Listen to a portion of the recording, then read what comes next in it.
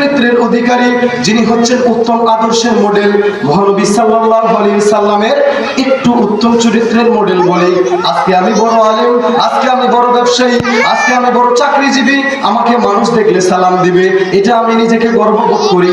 আমি আজকে বড় এলাকার চেয়ারম্যান মেম্বার, এই এমপি হয়ে গেছি, আমাকে মানুষ দেখলে সালাম দিবে, অথচ আমি একটাবারও ভাবি না যে আমাকে মানুষকে সালাম দিতে হবে। একদিন আল্লাহ রাসূল সাল্লাল্লাহু আলাইহি ওয়াসাল্লাম সাহাবীদেরকে নিয়ে এক পাশ দিয়ে হাঁটে যাচ্ছেন, যেটা দেখে সাহাবীরা বলতেছে, ইয়া আল্লাহ রাসূল সাল্লাল্লাহু আলাইহি ওয়াসাল্লাম, আপনার কি হয়েছে? আপনি কেন ভয়ভীত হয়ে গিয়েছেন? আপনার কি হয়েছে? আপনি বলেন আপনার কি হয়েছে?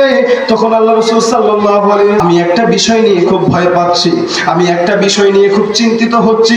তখন সাহাবীরা বলছে, ও মুহাম্মদ সাল্লাল্লাহু আলাইহি ওয়াসাল্লাম, আপনি বলেন তো, আপনি আমাদের সাথে শেয়ার করেন, আপনি কোন জিনিসটা ভয় পান? আপনার কি হয়েছে? ওই যে পাশে দেখো বাচ্চাগুলা খেলা করছে। তখন আল্লাহ রাসূল বলছে, আমি এটা দেখে ভয় পাচ্ছি যে আমি যে তার পাশ দিয়ে যাব, তারা কি আগে আমাকে সালাম দিয়ে দেয়, না আমি আগে তাদেরকে সালাম দিব?